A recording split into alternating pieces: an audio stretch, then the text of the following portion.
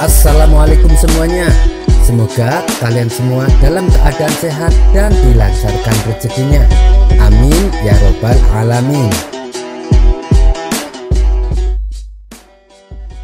Dikisahkan ada sebuah keluarga yang kerap kali terjadi pertengkaran. Istrinya merupakan wanita yang terkenal cerewet. Adapun sang suami adalah lelaki yang suka main tangan. Karena tak tahan dengan tindakan kekerasan yang dialami, sang istri lalu mengadukannya kepada Abu Nawas. "Tuan Abu, tolong bantu saya. Suami saya sering kehilangan kesabaran tanpa alasan," kata si wanita. "Apa yang dilakukan suamimu?" tanya Abu Nawas. "Setiap kali ada masalah, dia selalu saja menamparku," jawab si wanita. "Lalu apa yang kau inginkan dari suamimu?" tanya Abu Nawas kembali. "Aku ingin suamiku berhenti dari perilakunya yang suka main tangan, Tuan Abu," jawab si wanita. "Itu mudah saja," balas Abu Nawas. "Benarkah Tuan Abu? Bagaimana caranya?" tanya si wanita. Kemudian Abu Nawas menjelaskan, "Ketika suami kamu mulai marah, ambillah segelas air, lalu berkumurlah dengan air tersebut. Tapi ingat, jangan sampai ditelan sebelum suamimu meninggalkan ruangan atau menjadi tenang dengan sendirinya," jelas Abu Nawas. Setelah mendapat saran tersebut, si wanita pun pulang ke rumah dan melaksanakannya. 2 minggu kemudian, dengan wajah sumringah, si wanita kembali menemui Abu Nawas. "Tuan Abu, saran Anda sangat manjur. Setiap kali suamiku kehilangan kendali, aku segera berkumur dengan air seperti yang Anda ajarkan," kata si wanita. "Baguslah kalau begitu. Lalu bagaimana selanjutnya?" tanya Abu Nawas. "Tidak lama kemudian, amarah suamiku mereda, Tuan Abu, dan tidak sampai kehilangan kesabaran, apalagi sampai menamparku seperti yang dulu-dulu," jawab si wanita. "Tapi Tuan Abu, aku heran dan tak habis pikir, kenapa hanya dengan berkumur bisa meredakan amarah suami saya," kata si wanita penasaran. Abu Nawas membalas, "Karena dengan berkumur mulut kamu menjadi tertutup dan itu yang membuatnya berhasil." Kisah selanjutnya. Nabi Ilyas adalah seorang nabi yang gigih dalam berdakwah. Beliau diutus di tengah-tengah kaum Bani Israel untuk mengajak mereka menyembah Allah. Namun perjalanan dakwah Nabi Ilyas tidaklah mudah, sebab ketika berdakwah ia pernah diusir oleh kaumnya karena dianggap meresahkan dan mengganggu. Mereka enggan menerima ajakan Nabi Ilyas untuk menyembah Allah. Sebaliknya, mereka malah memilih menyembah dan memuja berhala yang bernama Baal. Kisah Nabi Ilyas ini dijelaskan dalam Al-Quran surat As-Safaat ayat 123 sampai 132. Sesungguhnya Ilyas adalah seorang dari Rasul-Rasul. Ingatlah ketika dia berkata kepada kaumnya, "Mengapa kamu tidak bertakwa? Patutkah kamu menyembah Baal atau berhala dan kamu tinggalkan sebaik-baik pencipta, yaitu Allah Subhanahu wa Ta'ala, Tuhanmu dan Tuhan bapak-bapakmu yang terdahulu?" Nabi Ilyas merupakan keturunan dari Nabi Harun alaihi salam. Ia diangkat menjadi nabi untuk kalangan Bani Israel setelah wafatnya Nabi Sulaiman. Pada saat itu, kekuasaan kaum Bani Israel dipimpin oleh raja yang bernama Ahab. Ia adalah raja yang zalim dan penyembah berhala. Oleh karenanya, Allah mengutus Nabi Ilyas untuk mengajak Raja Ahab dan kaum Bani Israel agar kembali ke jalan yang benar. Nabi Ilyas juga memperingatkan tentang azab yang akan menimpa kerajaan mereka. Dikatakan bahwa musim kemarau berkepanjangan akan menimpa negeri mereka apabila tak mau menyembah Allah. Beliau juga menambahkan bahwa dewa-dewa palsu mereka tidak akan berdaya menghentikannya. Akan tetapi, Raja Ahab dan kaumnya tidak mengindahkan peringatan tersebut. mereka tetap menuhankan berhala-berhalanya. Bahkan perilaku Raja Ahab semakin kurang ajar. Pernah suatu kali Raja Ahab tega membunuh tetangganya sendiri. Kemudian ia merampas tanahnya yang luas. Tanah tersebut lalu dia jadikan taman buah yang rimbun. Mengetahui itu, Nabi Ilyas menjadi marah. Ia menegur Raja Ahab atas perbuatannya. Ia juga memperingatkan bahwa azab Allah akan menimpa dirinya apabila dia tidak mau mengembalikan tanah tersebut kepada anak-anak dari orang yang ia bunuh. Hal ini justru membuat Raja Ahab tertawa dan menganggap apa yang dikatakan Nabi Ilyas hanyalah suatu kebohongan. Beberapa hari kemudian, ucapan Nabi Ilyas jadi kenyataan. Putra Raja Ahab jatuh sakit dan tak bisa disembuhkan. Nabi Ilyas lalu berkata, mengapa dia tidak berdoa kepada Allah untuk kesembuhan anaknya? Raja Ahab sangat terhina oleh kata-kata Nabi Ilyas.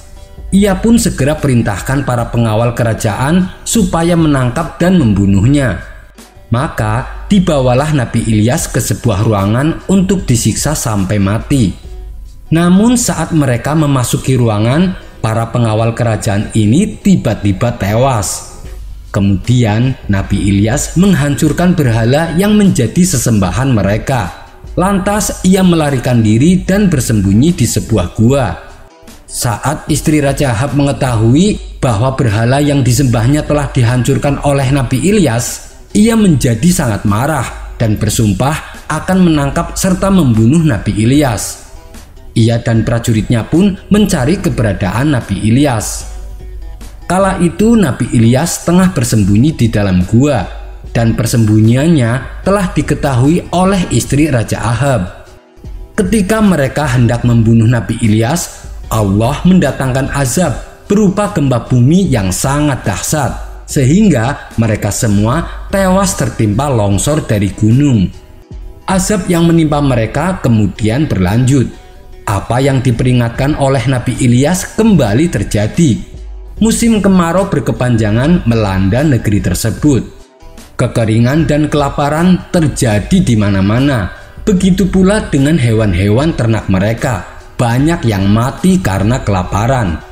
Bahkan semua tanaman yang awalnya subur dan siap untuk dipetik hasilnya, kini berubah menjadi tanaman yang mengering. Air sungai berhenti mengalir. Langit tak lagi menurunkan hujan. Kepanasan yang luar biasa terjadi di mana-mana. Raja Ahab pun menjadi murka dan perintahkan para pengawal kerajaan untuk mencari keberadaan Nabi Ilyas. Namun Nabi Ilyas sudah tidak ada. Ia telah meninggalkan daerah tersebut. Nabi Ilyas yang dalam pelarian mendapatkan sungai yang terus mengalir.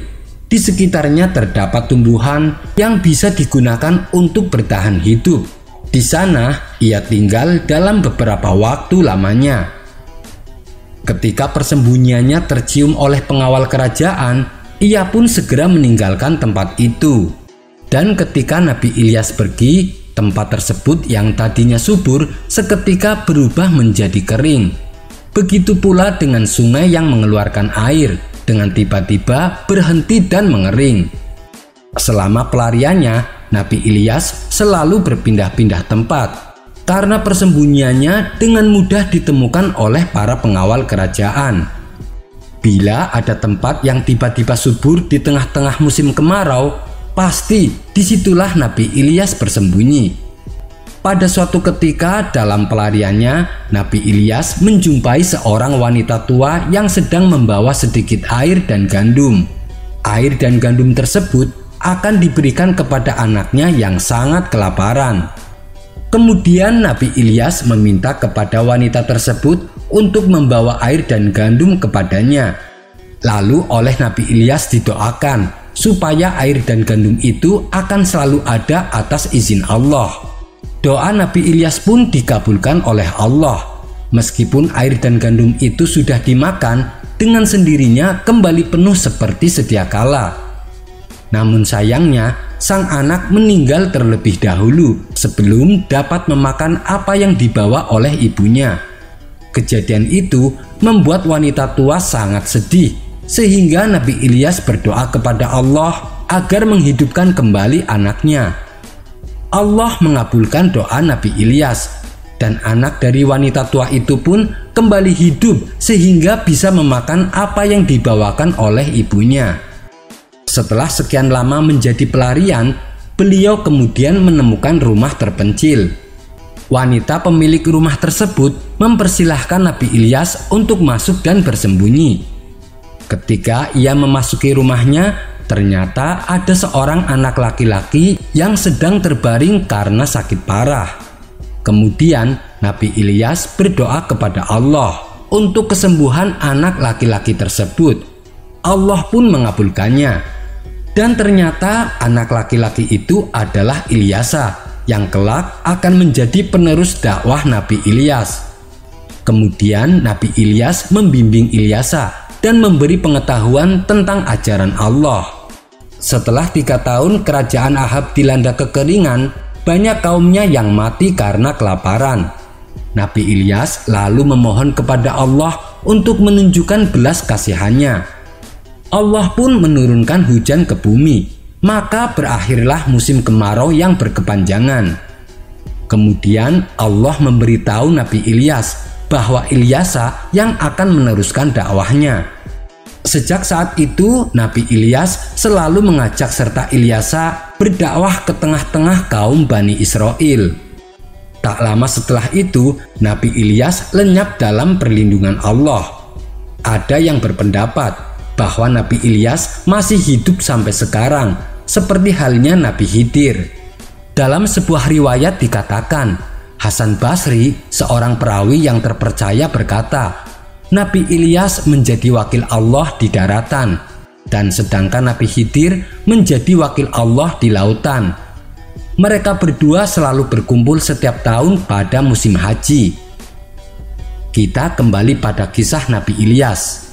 Bersamaan dengan lenyapnya Nabi Ilyas, seorang raja dan pasukannya dari negeri lain menyerang dan menaklukkan kerajaan Ahab. Dalam penyerangan tersebut, Raja Ahab dan pasukannya tewas terbunuh. Ia terbunuh di taman yang telah ia rampas dari tetangganya sejak bertahun-tahun sebelumnya. Kini dakwah Nabi Ilyas diteruskan oleh Nabi Ilyasa. Di hadapan kaum Bani Israel, Nabi Ilyasa mengingatkan bahwa azab musim kemarau akan kembali menimpa mereka apabila masih menyembah berhala. Meski menghadapi rintangan dan hambatan di sepanjang perjalanan dakwahnya, Nabi Ilyas pantang menyerah dan terus menyerukan kebenaran kepada kaumnya. Ia juga selalu mengingatkan akan datangnya hari akhir nanti, serta kehidupan kekal yang akan dialami manusia saat di akhirat. Namun, dakwahnya tersebut justru tidak dihiraukan oleh kaum Bani Israel. Akhirnya Nabi Ilyasa memohon petunjuk dan pertolongan Allah untuk menghadapi kaumnya yang semakin membangkang. Allah pun menjawab doa Nabi Ilyasa dengan menurunkan azab kepada Bani Israel yang kembali dilanda kekeringan. Namun ternyata mereka tetap tak mau menyadari kesalahannya dan tetap bersikap angkuh.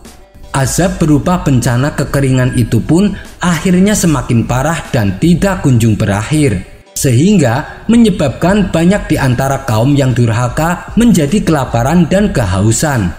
Tak kuat menahan azab pedih yang ditimpakan, akhirnya mereka satu persatu tewas mengenaskan.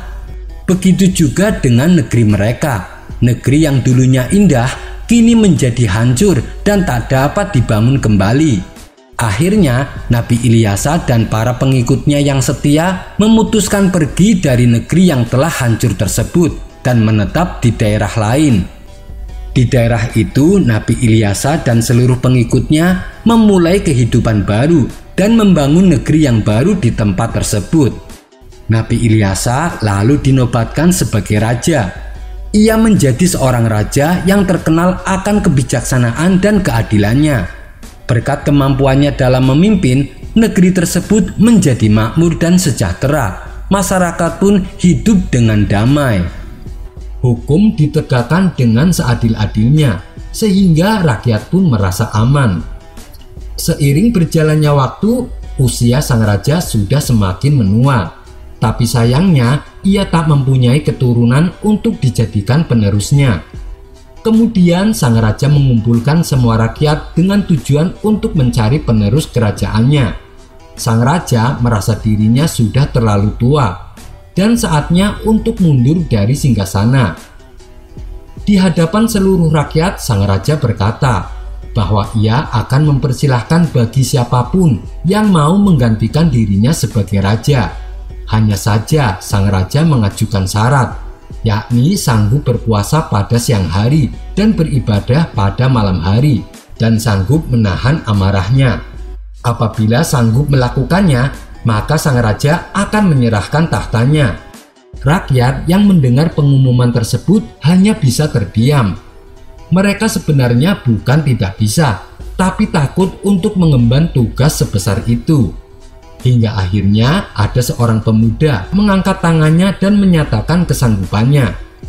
Pemuda tersebut adalah Bashar putra Ayub, atau yang lebih dikenal dengan sebutan Nabi Zulkifli. Sang raja tidak lantas mengiyakan kesanggupan dari si pemuda. Raja pun kemudian mengulang perkataannya di hadapan seluruh rakyat. "Wahai rakyatku, siapa saja di antara kalian yang sanggup berpuasa pada siang hari dan beribadah pada malam harinya, juga sanggup menahan amarah, akan saya serahkan kerajaan ini, karena saya sudah sangat tua." Namun semua rakyatnya tetap saja terdiam. Tidak ada yang berani mengangkat tangan untuk menyatakan kesanggupannya, kecuali hanya satu pemuda, yakni Nabi Zulkifli. Raja pun kembali tidak menghiraukan Nabi Zulkifli hingga ia mengulang perkataannya untuk yang ketiga kali. Lagi-lagi hanya pemuda tersebut yang mengangkat tangan dan mengatakan bahwa dirinya sanggup menggantikan posisinya sebagai raja.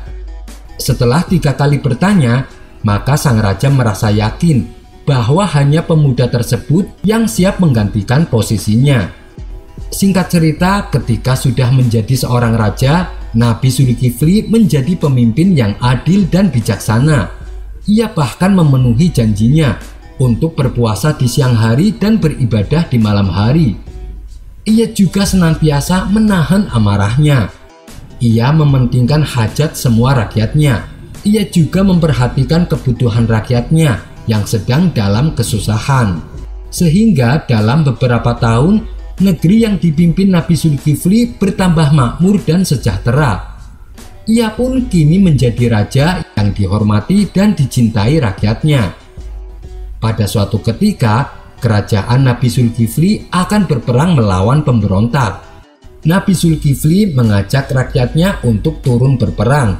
Namun sayangnya, rakyat Nabi Zulkifli tidak mau bergabung karena merasa takut. Mereka mengajukan satu permintaan. Mereka mau berperang jika Nabi Zulkifli ikut berperang dan menjamin keselamatan mereka. Nabi Zulkifli pun menyanggupi permintaan mereka. Beliau lalu berdoa kepada Allah meminta keselamatan serta kemenangan. Setelah mendengar doa Nabi Zulkifli dan menjamin keselamatan mereka semua, barulah rakyatnya bersedia maju berperang. Akhirnya Nabi Zulkifli dan rakyatnya memperoleh kemenangan. Permintaan rakyat yang ditepati oleh Nabi Zulkifli membuat mereka semakin hormat kepada rajanya tersebut. Melihat ketaatan Nabi Zulkifli kepada Allah serta dicintai oleh rakyatnya membuat iblis ingin mengujinya. Iblis ingin membuat Nabi Zulkifli lalai dari tugasnya juga lalai dari janjinya. Kemudian iblis menyamar jadi kakek tua untuk mengganggu Nabi Zulkifli. Ia mendatangi Nabi Zulkifli pada siang hari, di mana pada waktu tersebut merupakan waktu istirahatnya. Meskipun demikian, Nabi Zulkifli tetap menyambutnya dengan penuh kehangatan. Iblis yang menyamar jadi kakek tua kemudian bercerita panjang lebar mengenai keluhan yang dialaminya, yang membuat Nabi Zulkifli menahan tidur siangnya. Setelah selesai bercerita, Nabi Zulkifli menyarankan kepada kakek tersebut apabila ingin kembali mengadu keluh kesahnya agar datang pada sore hari saja. Kakek itu pun mengiyakannya. Namun pada sore hari hingga matahari terbenam, kakek tersebut tidak datang. Ia justru datang kembali pada keesokan harinya pada waktu siang, ketika waktunya bagi Nabi Zulkifli untuk istirahat. Melihat si kakek datang, Nabi Zulkifli pun bertanya, mengapa ia tidak datang pada sore hari saja? Namanya saja iblis yang menyamar. Ia menjawabnya dengan berbagai macam alasan. Yang sebenarnya ingin ia lakukan adalah memancing amarah Nabi Zulkifli dengan mengganggu waktu istirahatnya. Akan tetapi, Nabi Zulkifli tetap bersabar dan melayani kakek tersebut dengan ramah. Setelah waktu menjelang sore, tibalah waktunya si kakek pamit pulang. Nabi Zulkifli kembali menyarankan agar datangnya pada waktu sore saja. Akibat ulah kakek ini, Nabi Zulkifli sampai tidak tidur selama beberapa hari. Hingga pada keesokan harinya, Nabi Zulkifli perintahkan beberapa pengawal untuk menjaga pintu masuk istana. Ia juga memberi pesan kepada mereka agar melarang siapapun datang di saat waktu istirahatnya. Hal ini dikarenakan kondisi beliau sudah sangat kelelahan dan ingin tidur sejenak. Akan tetapi kakek itu datang kembali di saat waktunya Nabi Zulkifli istirahat. Tentu saja ia langsung dihadang penjaga dan tidak diperbolehkan masuk. Namun karena kakek tersebut adalah jelmaan iblis, ia dapat masuk ke dalam istana dan menemui Nabi Zulkifli. Hal ini dilakukan untuk kembali mengganggu waktu istirahatnya agar Nabi Zulkifli terpancing dan menjadi emosi. Dengan demikian, Nabi Zulkifli telah melanggar sumpahnya saat diangkat menjadi raja. Sang kakek lalu segera menuju kamar Nabi Zulkifli. Melihat si kakek berada di dalam istananya, Nabi Zulkifli mengatakan supaya tidak mengganggunya sementara waktu agar ia dapat beristirahat sejenak. Kemudian Nabi Zulkifli tersadar bahwa istananya telah dijaga oleh penjaga dan pintunya pun telah dikunci. Tidak mungkin ada orang yang bisa masuk. Dari sanalah Nabi Zulkifli mengetahui bahwa kakek tersebut adalah jelmaan iblis. Meskipun demikian, Nabi Zulkifli tidak menunjukkan amarahnya. Ia tetap tenang dan sabar. Karena penyamarannya terbongkar, iblis pun menunjukkan wujud aslinya. Sejak saat itu, iblis sudah tak bisa mengganggunya. Iblis pun kecewa karena usahanya telah gagal untuk membuat Nabi Zulkifli emosi. Wallahu a'lam bishawab. Kisah selanjutnya. Dikisahkan ada tamu asing datang ke istana menghadap Baginda Raja. Dia mengaku sebagai saudagar kaya yang berasal dari negeri seberang. Padahal sebenarnya dia adalah seorang penipu. Lalu kepada Baginda Raja, si penipu menawarkan permata-permata yang indah. "Maaf, aku tidak tertarik karena aku sudah punya banyak permata," kata Baginda Raja. "Tapi Paduka, permata yang akan saya tawarkan mempunyai karya seni yang tinggi.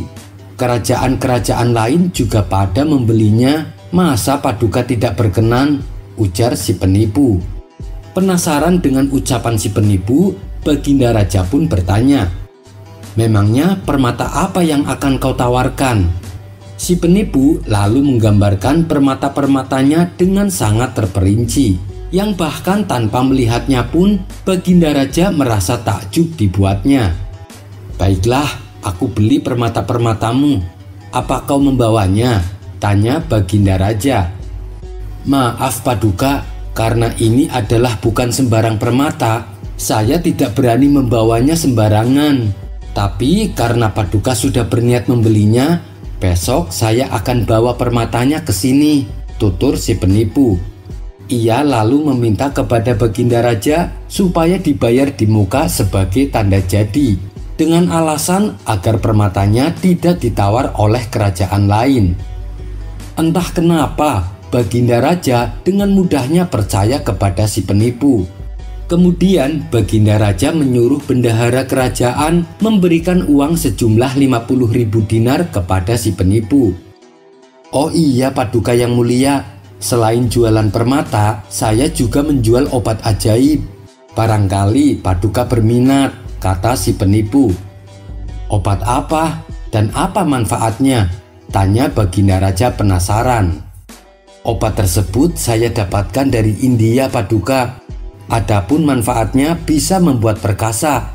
Tenaga Paduka akan terasa kembali muda. Bayangkan saja, Paduka, orang yang usianya sudah 60 tahun bila minum obat tersebut akan memperoleh kejantanannya seperti pemuda berusia 20 tahun, tutur si penipu. Untuk kedua kalinya Baginda Raja termakan rayuannya. Ia membeli obat tersebut dengan harga yang mahal. Si penipu lalu pamit pulang dan berjanji akan membawakan permata serta obat ajaib yang telah ia janjikan. Namun setelah seminggu berlalu, si penipu tak kunjung datang. Bahkan sampai berganti bulan masih tak terdengar kabar dari si penipu. Baginda Raja pun merasa geram dibuatnya. Kurang ajar, aku telah tertipu, kata Baginda Raja penuh emosi. Hingga pada suatu hari saat Abu Nawas duduk dengan para menteri di istana, Baginda Raja mendengar obrolan mereka menyebut nama si penipu. Apa kalian kenal dengan orang itu? Tanya Baginda Raja. Iya, Paduka, kami mengenalnya. Dia adalah penipu yang sangat licik, jawab mereka. Aku juga telah ditipunya. Kalau kalian bisa menangkapnya, aku akan beri hadiah uang lebih banyak dari yang aku berikan kepada si penipu. Dan akan aku perintahkan untuk memenggal kepalanya dan menggantungnya di pintu gerbang. Sebagai pelajaran agar tidak ada lagi penipu asing masuk ke kota Baghdad, kata Baginda Raja. Mendengar hal itu, Abu Nawas malah tertawa terpingkal-pingkal. Wahai Paduka yang mulia, cerita Paduka dengan penipu itu sangat mirip dengan cerita dongeng antara ayam jantan dan wanita tua, celetuk Abu Nawas. Coba kau ceritakan, aku ingin mendengarnya, pinta Baginda Raja. Ceritanya begini, Paduka. Ada kucing liar menerkam ayam jantan milik wanita tua. Ia kemudian berlari mengejar kucing tersebut. Tolong, kucing itu mencuri 1 kintal ayam jantanku, teriak wanita tua. Mendengar teriakannya, si kucing pun berhenti. Lalu dengan kesal ia berkata kepada wanita tua, "Kenapa kau berbohong? Ayam jantan ini tidak seberat yang kau katakan." Secara kebetulan muncullah seekor rubah. Ia kemudian berkata kepada si kucing, "Letakkan ayam itu ke tanah agar aku bisa mengatakan beratnya." Setelah si kucing meletakkan ayamnya, si rubah langsung merebutnya dan membawanya kabur. Sambil berlari, si rubah berteriak, "Katakan pada wanita tua itu bahwa ayam jantannya beratnya lebih dari 1 kintal." Spontan Baginda Raja tertawa terbahak-bahak mendengar cerita Abu Nawas. Dari cerita yang disampaikan Abu Nawas, Baginda Raja mengambil hikmah agar lebih baik mengikhlaskannya daripada harus kehilangan uang lebih besar. Sekian dulu perjumpaan kita kali ini. Sampai bertemu lagi di kisah selanjutnya. Terima kasih yang sudah subscribe dan setia menonton channel ini. Wassalamualaikum warahmatullahi wabarakatuh.